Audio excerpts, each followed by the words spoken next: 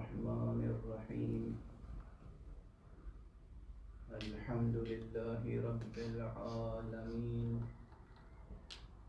والصلاة والسلام على أشرف الخلائق أجمعين سيدنا وسيد الأولين والآخرين حبيبنا وحبيب إله العالمين إمام المرسلين وخاتم النبيين أبي القاسم المصطفى محمد اللهم صل على محمد وآل محمد وعلى أهل بيته الطيبين الطاهرين الهداة المهديين المعصومين المظلومين واللعنة الدائمة على أعداء الحق والدين. أما بعد فقد قال الله تعالى عز اسمه في محكم كتابه ومتقن خطابه بسم الله الرحمن الرحيم قل لله المشرق والمغرب يهدي من يشاء إلى صراط مستقيم صدق الله العلي العظيم. اللهم صل على محمد وآل محمد. اللهم صل على محمد وآل محمد. قرآن حکیم کے سورہ مبارکہ بقرہ کی 142ویں آیت کا ایک حصہ آپ حضرات کے سامنے تلاوت کرنے کا شرف حاصل کیا ہے. مختصر الفاظ ہیں لیکن اتنے عمیق اتنے عمیق اتنے عمیق اتنے عمیق معانی ہیں اس میں کہ اس ضمن میں شاید علم کلام اسلامی یعنی عام زبان میں کہا جائے کہ دینیات کی مشکل ترین بحثیں یہاں نوکتا ہے. یعنی یہ کوئی مبالغہ نہیں ہے. تسلسل فکری یہ ہے آپ حضرات مستحضر ہیں یعنی آپ حضرات کے پیش نظر ہے یہ بات کہ گزشتہ جو عشرہ محرم میں نے یہاں آپ حضرات کے سامنے خطاب کیا تھا اس میں عنوان تھا حقیقت اور حسین اور اس مرتبہ اس سرنامے قرآنی کے ضمن میں عنوان ہے مشیت اور حسین. ایک صلوات پڑھ دیجیے. اللهم صل على محمد وآل محمد. اور حقیقت یہ ہے کہ مشیت الہیہ اور ارادہ الہیہ سے متعلق جو بحثیں ہیں وہ دینیات کی ریلیجس فلاسفی کی اور علم کلام کی دقیق ترین اور مشکل ترین اور پیچیدہ ترین بحثیں ہیں. اب بعض میرے احباب یہ کہتے ہیں کہ آپ ایسی مشکل بحثیں ممبر پر لے کر کیوں آتے ہیں؟ اور میں اکثر یہ عرض کیا کرتا ہوں کہ یہ ممبر عزائے حسینی یا ممبر حسینی یہ کوئی عام قسم کا عوامی اسٹیج نہیں ہے. ہاں عمومی سطح ذہنی کی رعایت کو ملحوظ رکھنا اپنی جگہ ایک الگ بات ہے. لیکن عوام پسندانہ رویہ اختیار کر کے مطالب کو قربان کر دینا دوسری بات۔ مشکل مطالب کو، دقیق بحثوں کو سلجھا کر سہل اسلوب میں عوام الناس تک پہنچانا، یہ اسی منبر کا کمال ہے، اور یہ اس منبر کے فرائض میں سے منبر حسینی، منبر عزائے حسین۔ اس لیے کہ آقا حسین اس آقا کا، اس مولا کا، اس امام کا، اس رہبر کا نام ہے جس نے دینیات کی مشکل ترین بحثوں کو اپنی قربانی سے حل کر دیا ہے، مشکل ترین بحثوں کو، اور تمام انبیاء کی مشکلوں کو،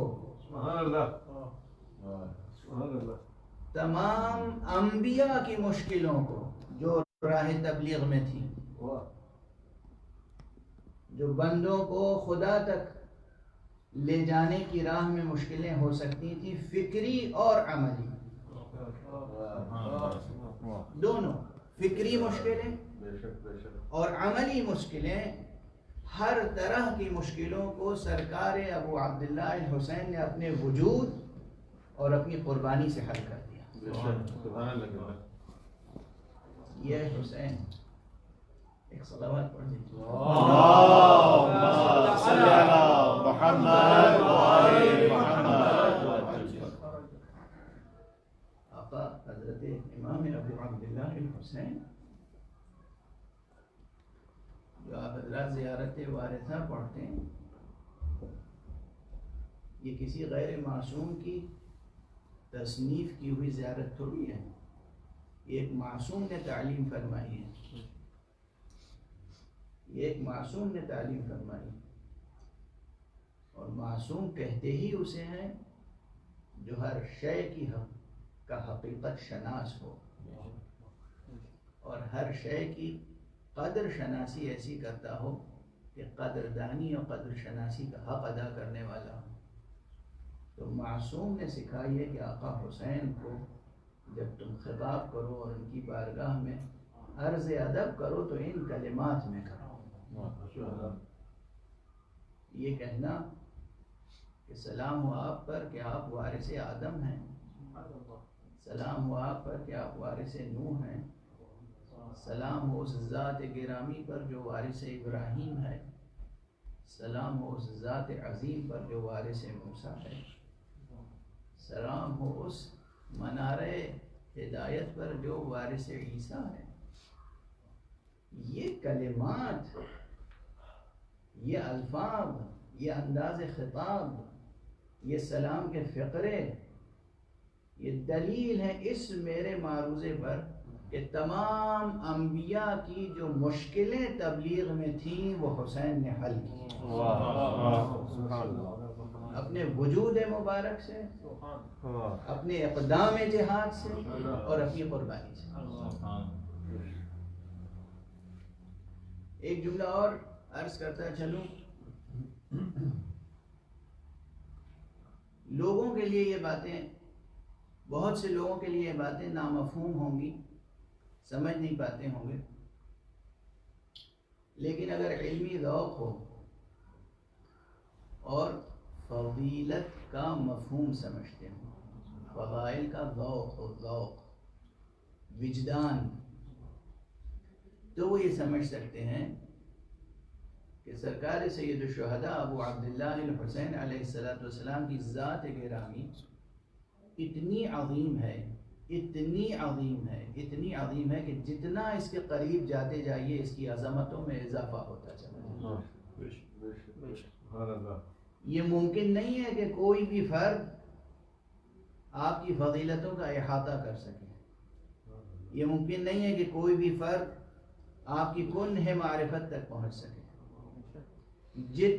جتنی بار نگاہ ڈالیں گے اس شخصیت پر اتنی مرتبہ نئی معرفت نصیب، نئی کرامتیں، نئی تجلیاں، نئے فضائل، نئے کمالات سامنے آئیں گے۔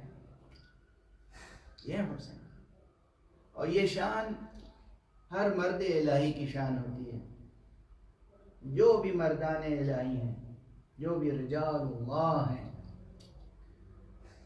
انبیاء، مرسلین، اولو العزم، پیغمبر، اور خصوصیت کے ساتھ یہ 14 معصومین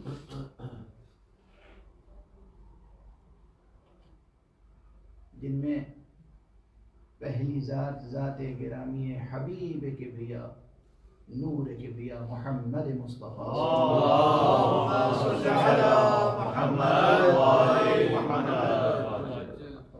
اور اس کے بعد پھر علی ترتیب معصومین کی ذوات مقدسہ ہیں. ان کی سیرتیں جو لکھی گئی ہیں کتابوں میں، جو کچھ آپ کو مواد ملتا ہے، یہ کچھ بھی نہیں ہے. اور اولاً تو ان مطالب میں جو عام لوگوں نے لکھے ہیں، اس میں جو روایتیں ہیں، جو اطلاعات ہیں، جو مجموعہ معلومات ہے، اس میں بہت سی کمزوریاں بھی ہیں، بہت سے نقائص ہیں، بہت سے نقائص ہیں. اسی لیے آنکھیں بند کر کے ہر روایت پر بھروسہ نہیں کیا جا سکتا، ہر تاریخی بیان پر اعتبار نہیں کیا جا سکتا، بلکہ 2 چیزیں شرط ہیں. ایک عقل عمومی جو صحیح و سالم ہو، اور ایک نور ایمان جو صحیح عقائد. 2 چیزیں ہیں، نور ایمان جو صحیح عقائد پر، صحیح حقائق پر مبنی ہو، اور ایک عقل عمومی جو صحیح و سالم ہو، مسخ شدہ نہ ہو. انسان کے پاس عقل سلیم ہو، قلب سلیم ہو. یہ قلب سلیم و عقل سلیم، یہ وہ نعمت ہے جو پروردگار نے ہر ایک کو عطا کی ہے، لیکن ہر ایک کے اندر یہ صلاحیت نہیں ہے کہ اسے اس کی فطری اور اصلی شفافیت پر برقرار رکھ سکے. یہ مشکل ہے. مشکل یہ ہے کہ ہر شخص اس گوہر فطرت کو جو حق سبحانہ و تعالی نے عطا فرمایا ہے، اس کی اصلی شفافیت کے ساتھ، حقیقی آب و تاب کے ساتھ، حقیقی نور کے ساتھ محفوظ رکھ سکے. یہ توفیق ہر ایک کو شامل حال نہیں ہوتی. اگر یہ ہر ایک کو شامل حال ہو جائے توفیق، تو کوئی اختلافی دنیا میں باقی نہ رہ جائے. تو یہ 2 چیزیں اگر موجود ہیں، ایک عقل عمومی جو غیر منحرف ہو، آلودہ نہ ہو غبار دنیا میں، لوث دنیا میں، اور دوسرے نور ایمان، نور فطرت اور نور ایمان. یہ 2 نور اگر انسان کے پاس ہیں تو جو چیزیں کتابوں میں بھی لکھی ہوئی ہیں ان میں صحیح اور غلط کی تمیز کر سکتا ہے. اور یہ وعدہ الہی ہے. میں عرض کروں، یہ وعدہ الہی ہے کہ اگر تم ایمان اور عمل صالح بجا لاؤ گے تو اللہ خود تمہیں ایک ایسا نور عطا کرے گا کہ تم حق اور باطل میں فرق کر سکو. یہ نور من جانب اللہ عطا ہوتا ہے. یہ ضروری نہیں کہ یہ نور صرف معصوم کو عطا کیا گیا ہو، صرف نبیوں کے پاس ہو، رسولوں کے پاس ہو، اماموں کے پاس ہو. عام انسان بھی اگر ایمان اور عمل صالح سے وابستہ ہو جائے تو حق سبحانہ و تعالیٰ کی طرف سے اسے وہ بصیرت نصیب ہوتی ہے، وہ نور نصیب ہوتا ہے جس نور سے وہ حق اور باطل کے درمیان فرق اور تمیز کر سکتا ہے. ایک صلوات پڑھ دیں محمد. اللہم صلی علی محمد و آل محمد. بہرحال آج ہلال محرم نمودار ہونے والا ہے. کچھ دیر میں ہلال محرم نمودار ہوگا آپ کے افق پر. اس ہلال محرم کے نمودار ہونے کے ساتھ صرف ایک نیا ہجری سال شروع نہیں ہوتا، ایک نئی ہجرت کا سفر شروع ہوتا ہے. کاش یہ جملہ، بس یہ ایک جملہ آپ حضرات ہدیے کے طور پر قبول فرما لیں. آج سے اس ہلال محرم سے ہماری اور آپ کی زندگیوں میں ایک نئی ہجرت کا آغاز ہونا چاہیے. نئی ہجرت کا آغاز کیا معنی؟ یہاں ٹھہر کر ایک بات اور عرض کر دوں، اور وہ یہ ہے کہ بعض الفاظ اور بعض اصطلاحیں اور بعض مفاہیم ایسے ہیں جو جس طرح روشن ہونے چاہیے ویسے روشن نہیں ہیں.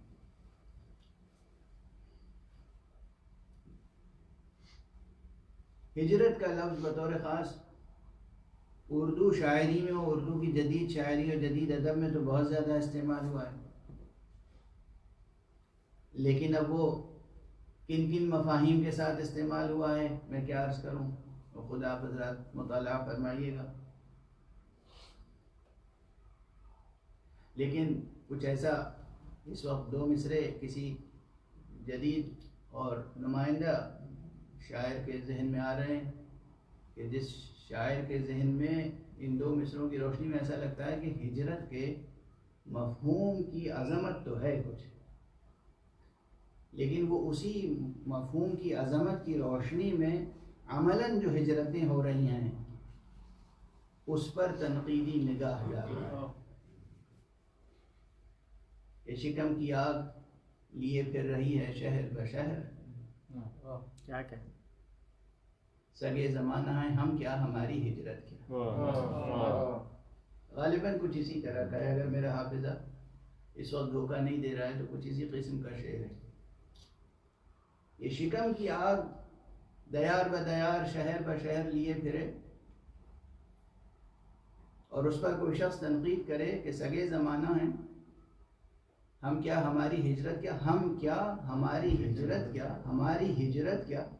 یہ سوال جو قائم کیا ہے چاہے کسی بھی اسلوب میں ہو، کسی بھی تأثر کے ساتھ ہو، یہ بتاتا ہے کہ ذہن میں فطری طور پر عظمت مفہوم ہجرت موجود ہے. ذہن میں ہجرت کی جو حقیقت ہے فطری وہ کہیں نہ کہیں موجود ہے. شاعر کے ذہن میں کہ ہجرت ہے ایک عظیم حقیقت، ایک عظیم سفر، تو یقیناً یہ عظیم سفر ہے. میں یہاں پر ایک وہ تصور جو پیغمبر اکرم صلی اللہ علیہ وسلم نے اور آپ کے اہل بیت سے ہونے والے ائمہ اطہار علیہ السلام نے جو مفہوم ہجرت کا روشناس کرایا ہے اس کی طرف توجہ دلاتا ہوں. مثلا فرمایا گیا کہ من الکفر التعرب بعد الہجرہ، ہجرت کے بعد تعرب کفر ہے. یہ تعرب اور ہجرت کسے کہتے ہیں یہ عرض کر دوں، پہلے ڈکشنری میننگ پھر اصل مفہوم. تعرب کے معنی ہیں کہ بدویانہ زندگی، خانہ بدوشوں والی وہ زندگی جو بدو عرب زندگی بسر کرتے تھے، تہذیبی اور تمدنی مراکز سے دور، حضارہ سے دور، تہذیب، ثقافت، تمدن، حضارت اس سے دور.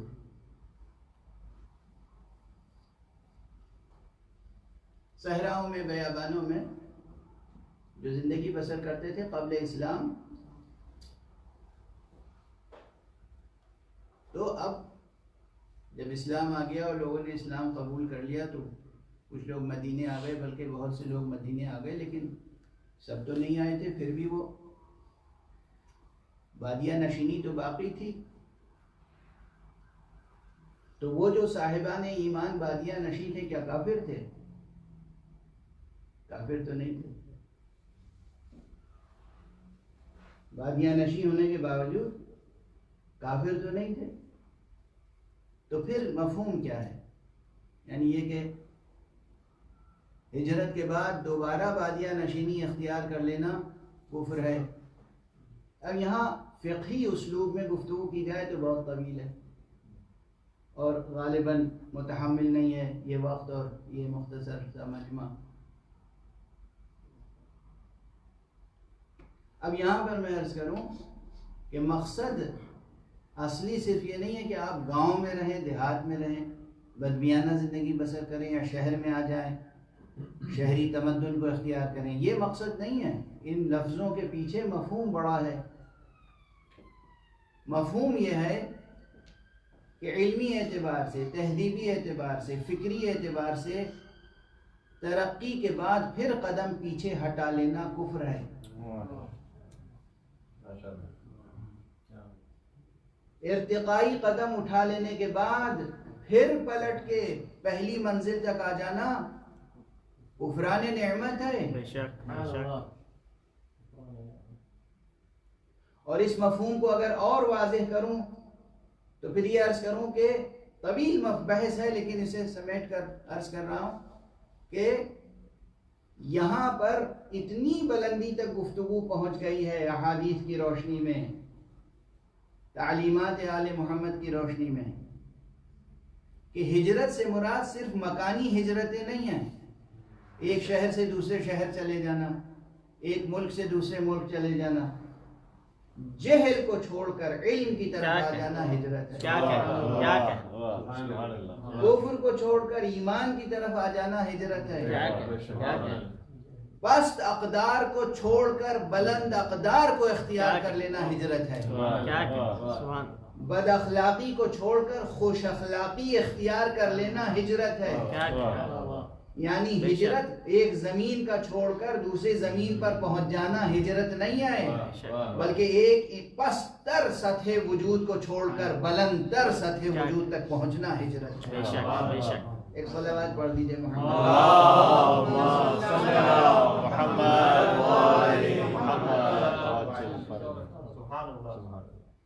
اب ہجرت کا مفہوم واضح ہوا کہ ہجرت سے مراد کیا، کس چیز کو چھوڑنا ہے اور کس چیز کو اختیار کرنا ہے.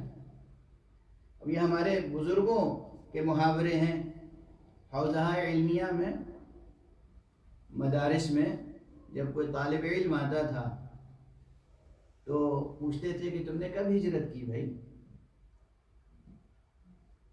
تم نے کب ہجرت کی، متى ہاجرت. اگر اس کے بارے میں کسی اور سے پوچھ رہے ہیں، یعنی جو استاد ہے مسئول ہے وہ پوچھ رہا ہے کہ یہ جن صاحب کو تم لائے ہو تعارف کرا رہے ہو کہ یہ طالب علم ہیں، تو یہ بتاؤ متى ہاجر، انہوں نے ہجرت کب کی، یعنی کب علم کی طلب پیدا ہوئی، طلبگی کب اختیار کی، کب یہ طالب علم بنے. جس وقت یہ طالب علم بنے جب طلبگی اختیار کی، جب انہوں نے پورے وجود کے ساتھ یہ فیصلہ کیا کہ اب ہمیں علم حاصل کرنا ہے، وہ لمحہ ہے لمحہ ہجرت. اس وقت یہ مہاجر ہو گئے. اب اگر کوئی شخص طلب علم کی راہ چھوڑ کر پھر طلب دنیا میں مشغول ہو جائے تو یہ ایسے ہی ہے جیسے کوئی ایمان چھوڑ کر پھر کافر ہو جائے. کیا ذوق ہے، اس بلندی ذوق کی طرف توجہ دلائی جا رہی ہے. مذاق طبیعت کتنا بلند ہونا چاہیے، ذوق طبیعت کتنا بلند ہونا چاہیے کہ اگر طلب علم کی طرف آئے ہیں تو یہ ہجرت، اور طلب علم کو ترک کر دیا تو گویا تعرب ہے، یعنی پھر بادیاں نشیں ہو گئے، یعنی پھر کفر کی طرف پلٹ گئے. اور ہمارے یہاں اگر یہ مفہوم واضح ہو جائے کہ علم کو چھوڑ، جہل کو چھوڑ کر علم کی طرف آنا ہجرت ہے، کفر کو چھوڑ کر ایمان کی طرف آنا ہجرت ہے، بد اخلاقیوں کو چھوڑ کر خوش اخلاقیوں اور اچھی اخلاقی قدروں کی طرف آنا ہجرت ہے، تو پھر اس جملے کو آپ آسانی سے سمجھ سکیں گے کہ یہ نمودار جو ہوتا ہے ہلال محرم، یہ ہمیں اور آپ کو دعوت دیتا ہے ایک نئی ہجرت کی طرف. ایسی ہجرت اختیار کرو کہ پرچم عباس کے نیچے آ کر حسین کی بیعت کرو. صلوات پڑھ دیں محمد وآلہ اللهم صل على محمد وآل محمد. آپ کی زندگیوں میں صرف ایک نئے ہجری سال کا اضافہ نہ ہو، ایک نئی ہجرت کا آغاز ہو، بلندیوں کا نیا سفر سامنے آ جائے بإذن الہی، بمشیت الہیہ، بإرادہ الہیہ. حق سبحانہ و تعالیٰ کی طرف سے حسن توفیق آپ کے شامل حال ہو. آپ کہیں یا حسین اور ادھر سے دستگیری ہو جائے. ایک صلوات پڑھ دیجیے. اللهم صل على محمد وآل محمد. تو بس یہ ذہن عالی میں رہے. اور یہ تو مقام شکر ہے کہ یہ ہر سال ہمارا ہجری سال جو ہے وہ یہ ان 10 دنوں سے اس کا آغاز اس طرح سے ہوتا ہے کہ ہمارے پورے وجود پر، تمام آفاق وجود پر ذکر و غم حضرت سید الشہداء چھا جاتا ہے. لیکن یہ شب و روز کوئی معمولی شب و روز نہیں ہے. میں توجہ دلا رہا ہوں، صرف کوئی نئی بات نہیں کہہ رہا ہوں. یہ محرم کے 10 روز یہ شب و روز وہ ہیں جن کی حق سبحانہ و تعالیٰ نے قرآن مجید میں قسم کھائی ہے.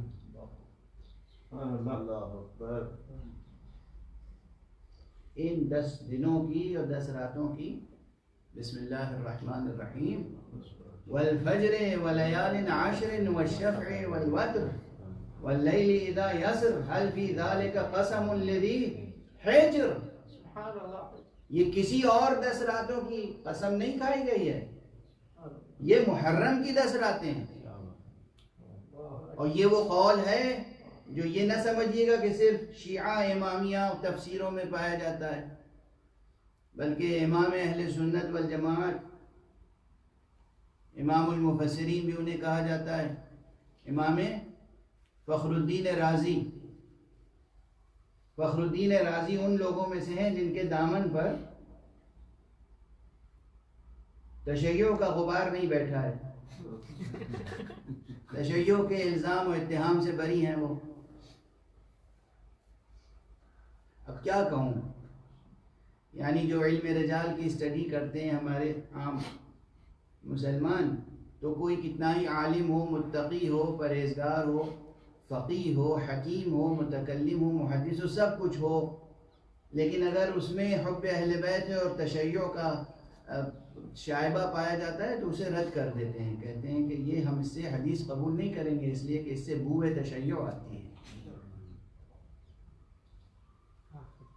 تو امام فخر الدین رازی پر ایسا کوئی الزام یا اتہام نہیں ہے. انہوں نے اپنی تفسیر میں چند اقوال لکھے ہیں، جس میں دوسرا قول یہ ہے کہ یہ والفجر ولیال عشر سے مراد محرم کے ابتدا کے روز و شب ہیں، یہ ایام ہیں. تو اگر یہ قول ایسا ہوتا کہ جو قابل اعتبار نہ ہوتا تو یقیناً وہ اس کا ذکر نہ فرماتے.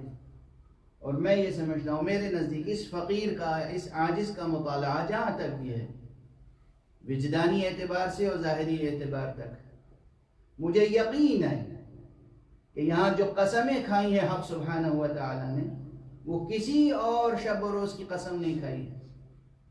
یہ محرم کے دن ہیں، یہ محرم کی راتیں ہیں، یہ 10 راتیں. والفجر ولیال عشر، یہ 10 راتیں وہ ہیں.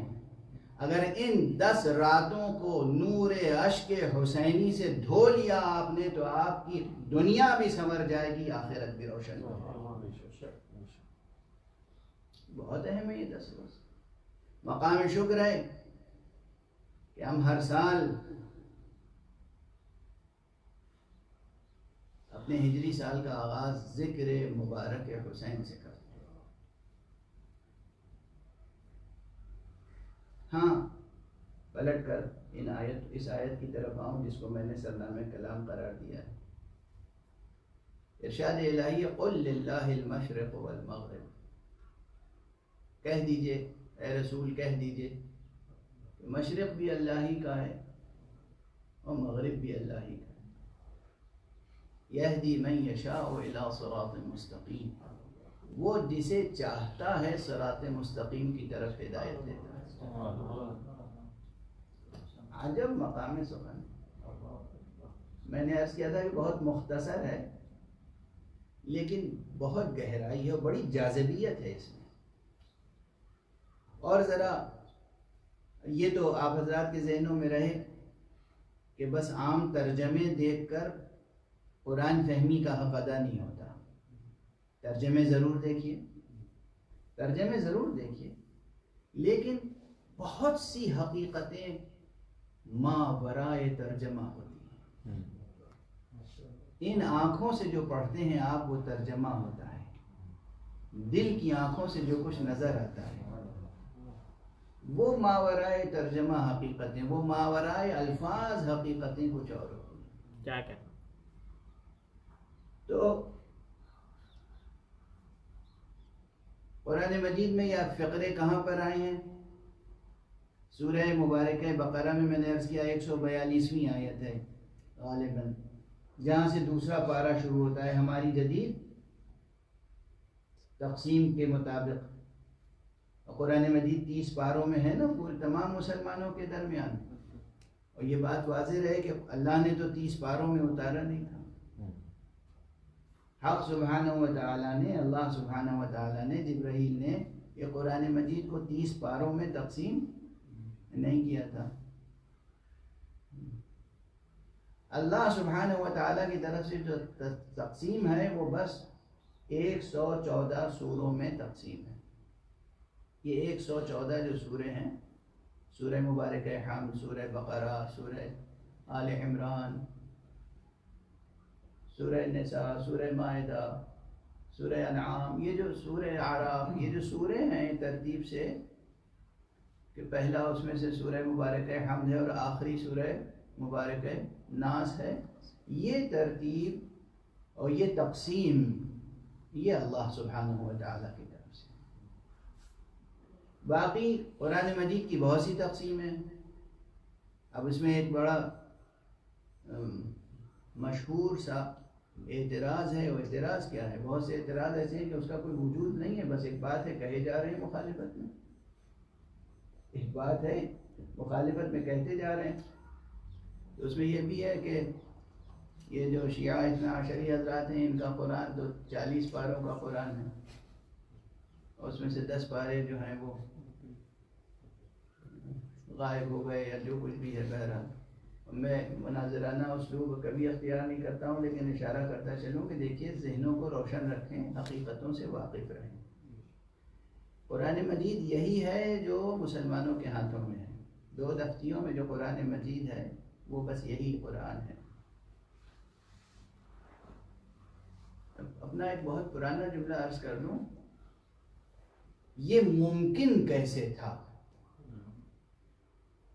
کہ اہل بیت کے رہتے ہوئے قرآن میں تحریف ہو جائے؟ کیا کہنا؟ یہ ممکن کیسے تھا کہ امیر المومنین علی ابن ابی طالب علیہ الصلوۃ والسلام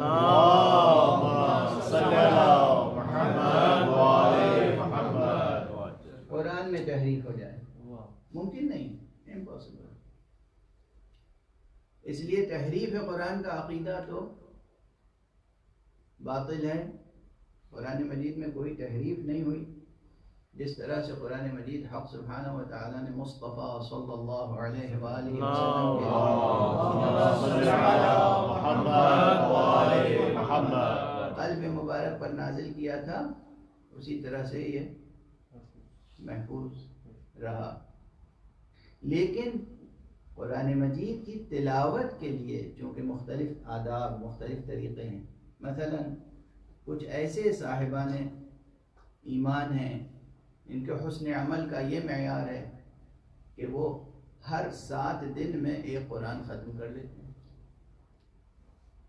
اب انہوں نے قرآن مجید کو برابر سے 7 حصوں میں تقسیم کر دیا اور ہر حصے کا نام ایک رکھ لیا منزل. تو اب 7 منازل کی 7 منازل خدا کی طرف سے تھوڑی تقسیم ہے. کچھ لوگ ایسے بھی ہیں جو 3 دن میں قرآن مجید ختم کر لیتے ہیں. یہ بات مشہور ہے، معروف ہے.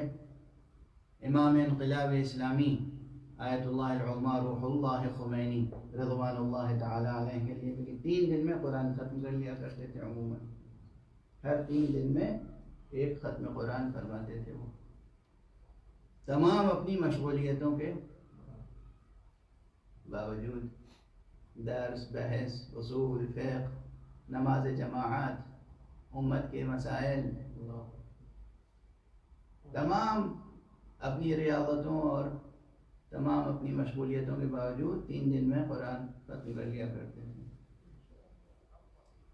اور دنیا میں ایسے لوگ ہیں حافظان قرآن کہ جو تقریباً 10 گھنٹے میں پورا قرآن پڑھ لیتے ہیں. اب بھی اس وقت روئے زمین پر ایسے لوگ ہیں 10 گھنٹے میں پورا قرآن بسم اللہ سے والناس تک پڑھ لیتے ہیں. یہ میں تشویق کے لیے عرض کر رہا ہوں. جن لوگوں میں شوق ہو قرآن مجید حفظ کرنے کا اور تلاوت کرنے کا تو یہ چیزیں ناممکن نہیں ہیں. ایک صلوات پڑھ لیجیے. اللہم صلی علی محمد وآل محمد.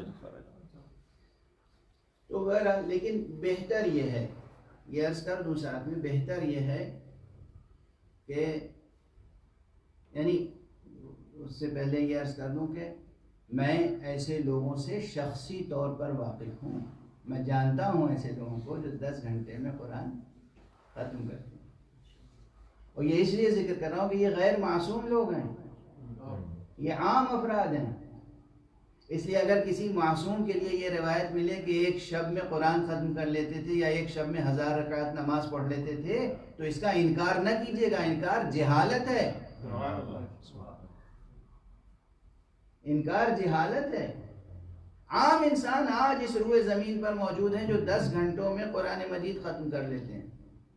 یعنی 30 پارے لفظ با لفظ 10 گھنٹوں میں، 11 گھنٹوں میں، 12 گھنٹوں میں، 14 گھنٹوں میں. اس سے کم میں بھی ختم کرنے والے ہیں لیکن انہیں میں پسند نہیں کرتا ہوں کیونکہ وہاں بعض الفاظ پورے طور پر ادا نہیں ہو پاتے ہیں. لیکن بہرحال 9-10 گھنٹے میں اگر کوئی قرآن ختم کر لیتا ہے تو نارمل ڈیز اینڈ نائٹس جہاں ہیں، جہاں 12 گھنٹے کی رات اور 12 گھنٹے کا دن ہے، وہاں ایک رات میں قرآن ختم ہو سکتا ہے. اور جو شخص ایک رات میں قرآن ختم کر سکتا ہے وہ ایک رات میں 100 رکعت نماز یا 1000 رکعت نماز بھی پڑھ سکتا ہے. یہ سب اپنے ذوق اور شوق کی بات ہے. بہرحال پیغمبر صلی اللہ علیہ وآلہ وسلم کی اللہم صلی علی محمد وآل محمد. اہل بیت پیغمبر علیہ السلام کی طرف سے 3 دن میں قرآن ختم کرنے کو زیادہ بہتر طریقہ بتایا گیا ہے. 3 دن میں یا 7 دن میں. کچھ لوگ ایسے ہیں جو ہر روز 1 جز پڑھنا چاہتے ہیں، انہوں نے اپنے سہولت سے 30 پارے میں تقسیم کر لیا. کچھ لوگ ایسے ہیں جو چلہ کشی کرتے ہیں. عام فقرہ ہے چلہ کشی، یعنی 40 دن کی عبادت اور ریاضت کا ایک نصاب بنا لیتے ہیں. تو جو لوگ 40 دن میں قرآن ختم کرنا چاہتے ہیں انہوں نے اسے 40 حصوں میں بانٹ لیا. ارے آپ حضرات نے دیکھا ہوگا کہ ایصال ثواب کی مجلسوں میں، سوم میں اور چہلم میں جو مجلسیں ہوتی ہیں اس میں چھوٹے چھوٹے پارے قرآن کے بنا لیے جاتے ہیں. تو وہ اور یعنی 30 کے بجائے 60 یا اور زیادہ. تو یہ تقسیم اعتباری ہے. الفاظ وہی ہیں، کنٹینٹ اتنا ہی ہے، الفاظ، کلمات، آیات وہی ہیں، لیکن لوگوں نے اپنی سہولت کے مطابق تقسیم کر لیا. یہ ہے حقیقت. ایسا نہیں کہ اس کے علاوہ کچھ کلام موجود ہے. جو صحیفہ امیر المومنین علی ابن ابی طالب علیہ السلام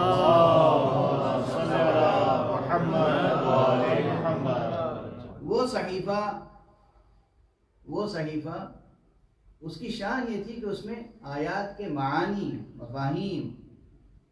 مفاہیم کے مصادیق، شان نزول، مراد الہی کی طرف اشارے تھے، بیان تفسیر کے ساتھ تھا وہ قرآن، جو یقیناً امام زمانہ عجل اللہ تعالی فرجہ شریف کے پاس محفوظ ہے۔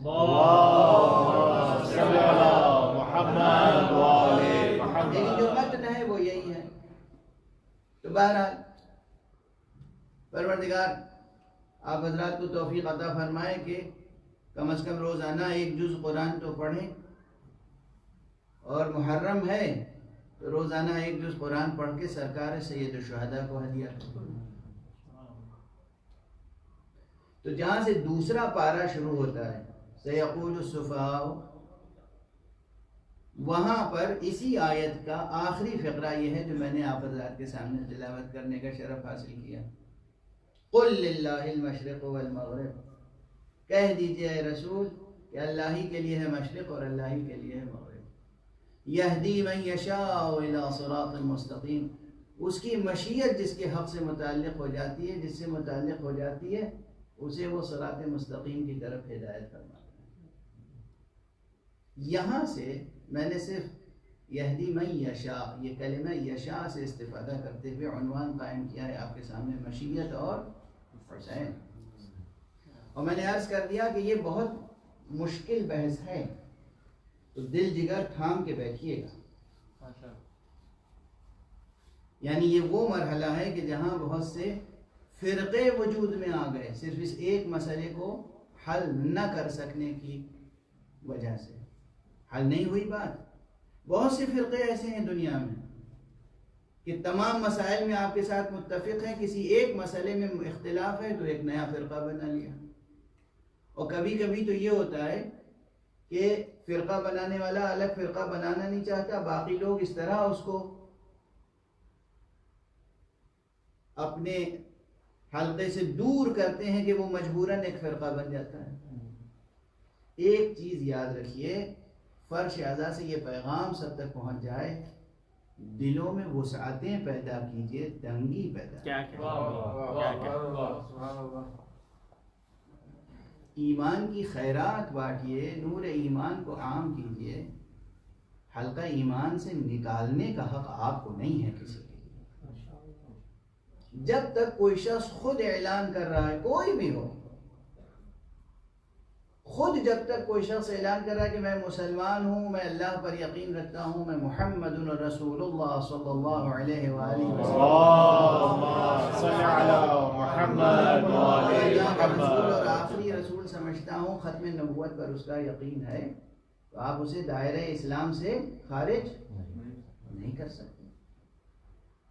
کون سا مسئلہ اصول دین سے لے کر فروع دین تک ہے جس میں علماء کے درمیان اختلاف نہیں ہے؟ کون سا مسئلہ ایسا ہے کہ جس میں مفکرین کے درمیان دو رائے نہیں ہیں؟ سوچنے والے ذہنوں کے طریقے الگ الگ ہوتے ہیں۔ ایک ہی حقیقت کو کوئی کسی طرح سے بیان کرتا ہے، کوئی کسی طرح سے بیان کرتا ہے۔ اختلاف بیان، اختلاف اسلوب، اختلاف نظر، اختلاف رائے، اس کا احترام کرنا انسانیت ہے۔ اختلاف رائے کو برداشت نہ کرنا انسانیت نہیں ہے۔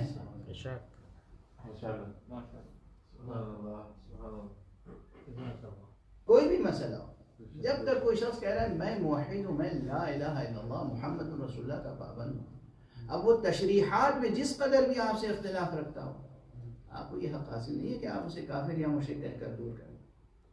یہ ہمارے بہت سے واعظین، بہت سے مولوی صاحبان کا یہ رویہ ہے، تکفیر کی طرف بڑھ جاتے ہیں، فوراً دوسرے کو کافر کہہ دینا، مشرک کہہ دینا۔ یہ ذرا اس کا حساب یہاں نہیں خدا کے سامنے دینا ہوگا۔ یہاں تو آپ جو جی چاہے کر لیں، اس کا حساب خدا کے سامنے دینا ہوگا۔ کسی دوسرے کو غیر مخلص قرار دے دینا، صرف ہم مخلص ہیں اور دنیا میں ہمارے علاوہ کسی کے پاس اخلاص نہیں ہے، یہ رویہ خود عجب اور خود پرستی تک لے جاتا ہے، عاجزانہ خدا پرستی تک نہیں لے جاتا۔ عجب و خود پرستی الگ ہے اور حق کے حضور میں عاجزی اور خدا پرستی الگ ہے. مطلوب کیا ہے ہم سے اور آپ سے؟ عاجزی، بندگی، خدا پرستی، یہ مطلوب ہے. مطالبہ ہم سے اور آپ سے، ہر فرد بشر سے یہ ہے، عاجزی، بندگی اور خدا پرستی. اور خدا کی قسم، خدا کی بندگی کا بلند ترین پیمانہ جو دنیا میں ممکن ہے، اس پیمانے کو بنانے والے اور نبھانے والے ہیں حسین ابن علی. ایک صلوات پڑھ دیجیے. اللهم صل على محمد وآل محمد. ایک جملہ اصل مباحث کو آج کھولنے سے پہلے عرض کروں. یہ جملہ میں اس سے قبل میرا خیال ہے 1 سے زائد بار عرض کر چکا ہوں. ہمارے مسلمانوں میں بھی بہت سے ایسے لوگ ہیں جو نبی صلی اللہ علیہ وآلہ وسلم کو اللهم صل على محمد وآل محمد. دیکھیے، پوری دنیا کو معلوم ہے کہ یہ کورونا کا زمانہ ہے اور کووڈ-19 کی وجہ سے جو پابندیاں ہیں سب جانتے ہیں. آپ کی تعداد کم ضرور ہے لیکن آپ کی آواز درود میں اتنی بلند ہونی چاہیے جو کثرت پہ غالب آ جائے. اللهم صل على محمد وآل محمد. جب بھی معصومین میں سے کسی کا نام لیا جائے تو آپ درود پڑھنے کا حق ادا کریں. اللهم صل على محمد وآل محمد. ایک اور صلوات پڑھ لیں. اللهم صل على محمد وآل محمد. بہت سے ایسے مسلمان ہیں جو حضور کو اپنا جیسا سمجھتے ہیں. انسان، عام بشر. پرانی بحث ہے، کوئی نئی بحث نہیں. اور ظاہر ہے جب حضور ہی کو اپنا جیسا سمجھتے ہیں. اب بھائی ایک جملہ اور کہی دوں پھر، حضور تو حضور ہیں، بہت سے تو ایسے ہیں جو خدا ہی کو اپنا جیسا سمجھتے ہیں.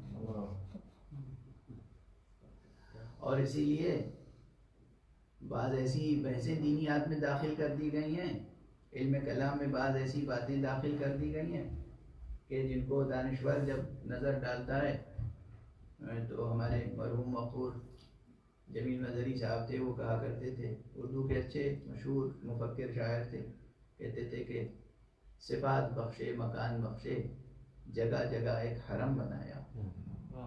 صفات بخشے مکان بخشے جگہ جگہ ایک حرم بنایا، ہماری صورت گری نے آخر خدا کو بھی ایک صنم بنایا. تو یہ مشکل ہے صفات حق کو سمجھنے میں، اللہ سبحانہ و تعالیٰ کی صفتوں کو سمجھنے میں، اس کے افعال کو سمجھنے میں. اپروچ بہت سے لوگوں کا اسی طرح کا ہے کہ وہ خدا کو اپنا جیسا سمجھتے ہیں، اور جب خدا کو اپنا جیسا سمجھتے ہیں تو پھر رسول اللہ صلی اللہ علیہ وسلم تو پھر ان کے بارے میں کیا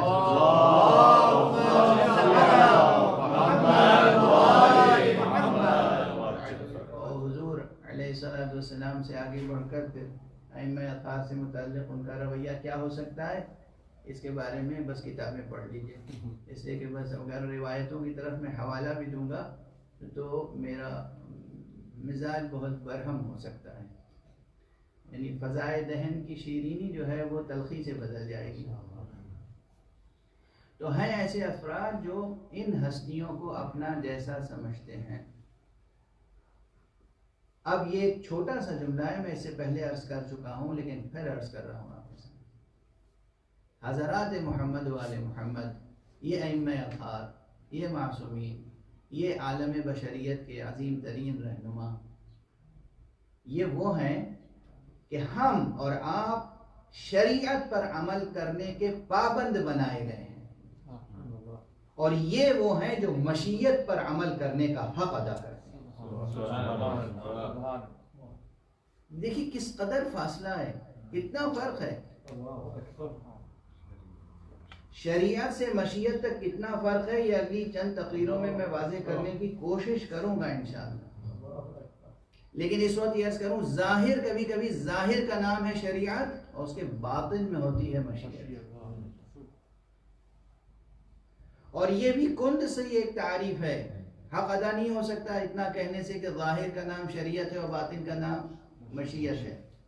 نہیں، کبھی کبھی خود معصومین علیہ الصلوۃ والسلام سے مشیت اور ارادے سے متعلق سوال ہوا تو امام جعفر صادق علیہ الصلوۃ والسلام اللهم صل على محمد وآل محمد نے ارشاد فرمایا کہ دیکھو شاء اللہ و اراد، اللہ نے چاہا اور اللہ نے ارادہ کیا، یہ دونوں ایک ہی معنی میں استعمال کرتے ہو تم.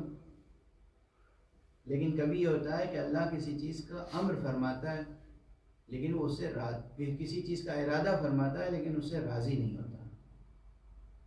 کیا مشکل ہے، کیا مشکل ہے. اور ہمارے یہاں یہیں سے مشکل شروع ہو گئی. ایک چیز خارج میں واقع ہو رہی ہے لیکن اللہ اس سے راضی نہیں ہے. ہاں،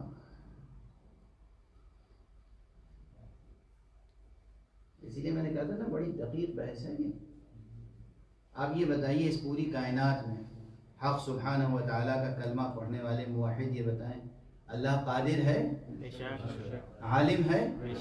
پھر ممکن ہے کہ کوئی بھی چھوٹے سے چھوٹا عمل اس کے علم کے بغیر وجود میں آ جائے؟ اور کیا وہ ایسا نعوذ باللہ عاجز ہے کہ کوئی چیز اس کی رضا کے خلاف ہو رہی ہو اور وہ روک نہ سکے؟ تو یہ ممکن نہیں ہے کہ کوئی چیز اس کے علم میں نہ ہو اور ہو جائے. یہ بھی ممکن نہیں ہے کہ کسی چیز کو وہ روکنا چاہے اور نہ روک سکے. وہ عالم بھی ہے اور قادر بھی، پھر بھی یہاں وہ کام بھی ہو رہے ہیں جس سے وہ راضی ہے، وہ گناہ بھی ہو رہے ہیں جس سے وہ ناراحت ہے، ناراضی ہے. ہو رہے ہیں یا نہیں ہو رہے؟ یہ وہ گتھی ہے جو متکلمین اور مفسرین اور تھیولوجینز جو ہیں ان کے لیے مشکل بنی ہوئی ہے. یہ جو ماہرین دینیات ہیں، خدا عالم ہے، قادر مطلق ہے، اور وہ کوئی چیز ایسی نہیں ہے جو اس کے علم کے بغیر وجود میں آئے، اور اس کے باوجود وہ بہت سی چیزیں جو وجود میں آتی ہیں ان سے راضی نہیں ہے.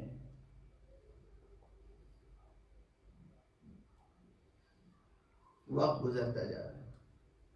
اب میں نے جو ابھی عرض کیا تھا کہ حضرات محمد و آل محمد وہ ہیں جو مشیت پر عمل کرنے کا حق ادا کرتے ہیں، اور ہم وہ ہیں کہ ہم شریعت پر عمل کے پابند بنائے گئے ہیں. اس پوری گفتگو میں اس وقت اگر یہ ایک فقرہ یاد رہ جائے اور آپ کے دل و دماغ کو جھنجھوڑتا رہے تو میں سمجھتا ہوں کہ آج کی میری محنت سوارت ہو گئی. ہم شریعت پر عمل کے پابند بنائے گئے ہیں، پابند کیے گئے ہیں. شریعت پر عمل ہو، ایک سر منہ آگے نہ بڑھیں اور پیچھے نہ رہ جائیں. وہ ہیں کہ جن کو مشیت پر عمل کرنے کی کا اذن عطا کیا گیا اور مشیت پر عمل کرنے کا انہوں نے حق ادا کیا. اور وہ حق ادا کیا کہ ابھی میں نے عرض کیا کہ بہت سے کام ہوتے ہیں جس سے خدا راضی نہیں ہوتا. اب اگر کوئی شخص اعلان کر رہا ہو رضا اللہ رضانا اہل البیت، دراصل اللہ کی رضا ہم اہل بیت کی رضا ہے، اس کے معنی ہے کہ وہ کس منزل پر عمل کر رہا ہے، کس منزل پر عمل کر رہا ہے. شریعت سے مشیت تک پہنچا، مشیت سے اس منزل تک پہنچا کہ جو رضائے حق ہے وہ انجام دے رہا ہے. صلوات پڑھ دیجئے محمد اللهم صل على محمد وآل محمد وعجل جو رضائے حق ہے. اور اگر آپ حضرات اہل نظر بھی ہیں اور مجالس سرکار سے شہداء کے طفیل میں یہ فقرے بار بار آپ کے کانوں سے ٹکراتے ہوں گے، آپ کے پردہ سماعت کو نورانی کرتے ہوں گے، آپ کے گوش سماعت کو محظوظ اور منور کرتے ہوں گے. یہ کسی اور کا فقرہ نہیں تھا، یہ حضرت ابو عبداللہ الحسین، یہ امام حسین علیہ السلام کا فقرہ تھا. جب آپ مکے سے کربلا کے لیے روانہ ہو رہے تھے تو مکے میں جو خطبہ ارشاد فرمایا ہے یادگار، اس میں ایک فقرہ تھا رضا اللہ رضانا اہل البیت، دیکھو اللہ کی رضا ہم اہل بیت کی رضا ہوتی ہے۔ یہ حسین، یہ آقا حسین کا فقرہ ہے۔ کیوں؟ بس اب 2-3 فقرے عرض کروں گا۔ آج بہت سے مطالب عرض کرنا چاہتا تھا لیکن کسی سبب سے طبیعت منتشر ہو گئی تو وہ مطالب عرض نہیں کر سکا۔ لیکن بہرحال جب آقا حسین کو باغی شام کے مأمور نے بلا کر بیعت کے لیے مجبور کرنا چاہا تو آقا حسین نے بیعت سے انکار فرمایا اور یہ ارادہ فرما لیا کہ مشیت کے جو تقاضے ہیں وہ اس طرح پورے کیے جائیں کہ رضا حق حاصل ہو جائے۔ چنانچہ روایتیں ہیں، اور یہ جو اب خلاصہ روایات عرض کر رہا ہوں یہ تمام تاریخوں میں مشترک ہے، جزئیات میں تو اختلاف ہے، لیکن تمام کتابوں میں جو مطالب ہیں اس میں جو مشترک عنصر ہے وہ یہ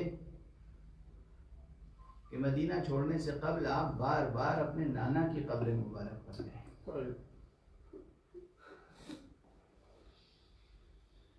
فوراً ہی خوف کے عالم میں مدینہ نہیں چھوڑ دیا۔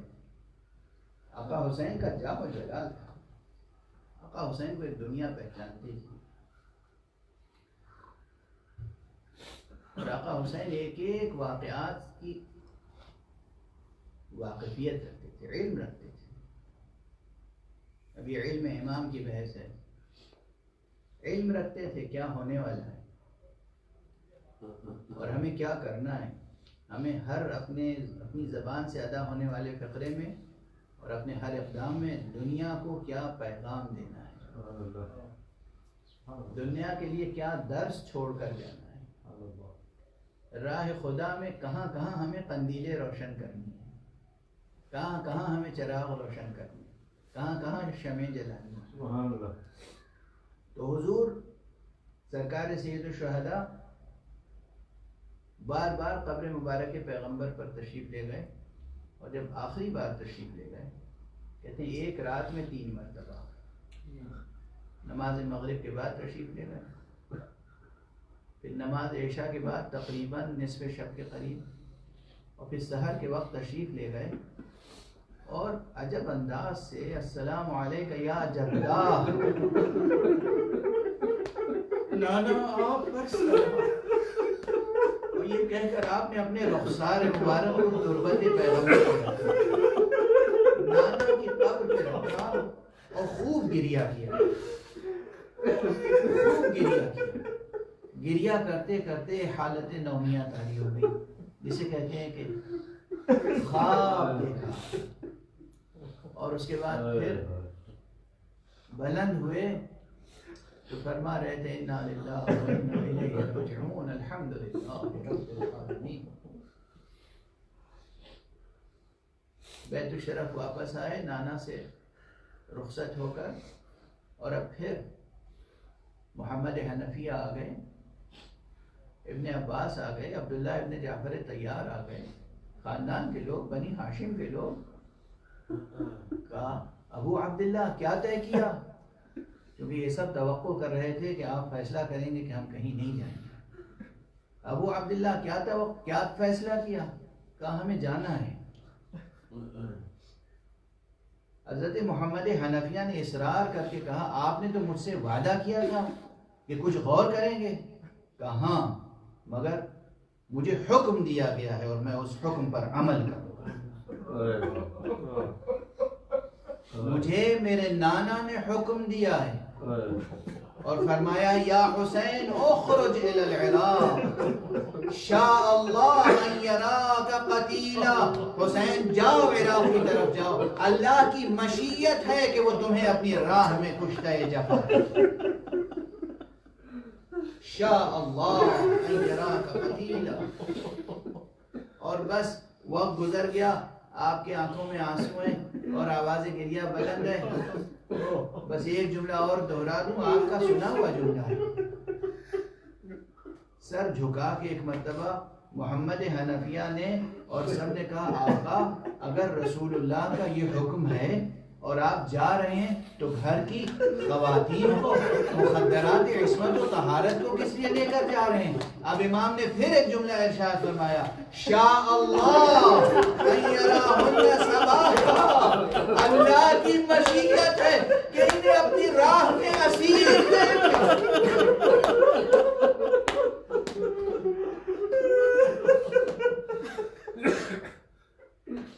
شاء اللہ ان یراہن قتیلا، شاء اللہ ان یراہن سبایا. کیا مقامات ہیں، کیا منزل ہیں. اس انکشاف کے باوجود کس میں حوصلہ ہے پوری بشریت میں جو اس طرح حق طاعت و بندگی حق ادا کرے؟ کس میں حوصلہ، کس میں ہمت؟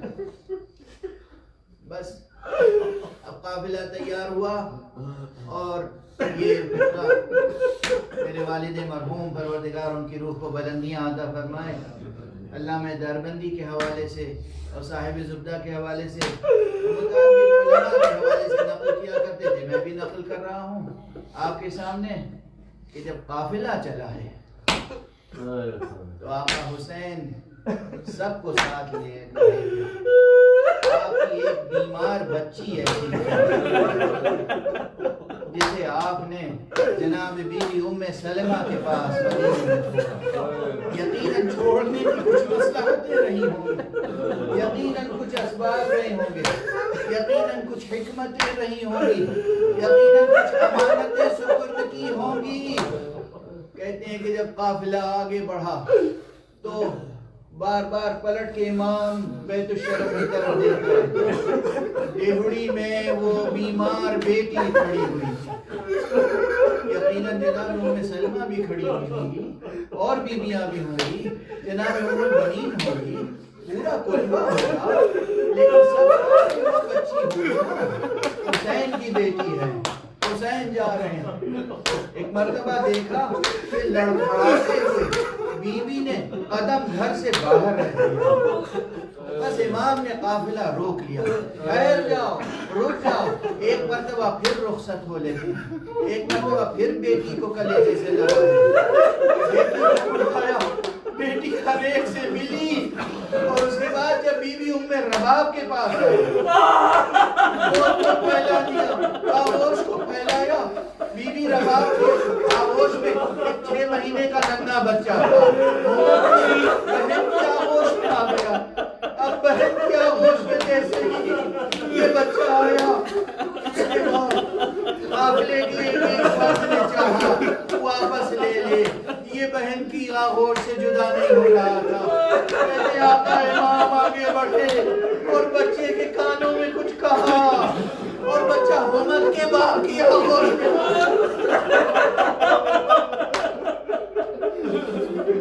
یقیناً میرا وجدان یہ کہتا ہے آقا نے یہی فرمایا ہوگا، یہی فرمایا ہوگا بیٹا تم حجت خدا کے فرزند ہو، تمہیں اللہ کی بارگاہ میں قربان ہونا ہے، تمہاری منزل مدینہ نہیں کربلا ہے. بس 2 تصویریں ہیں.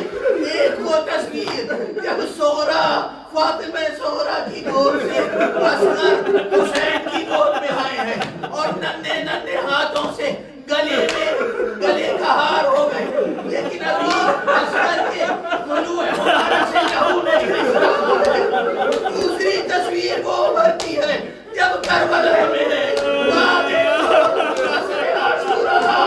یہی ننھا بچہ ہے حسین کے گلے میں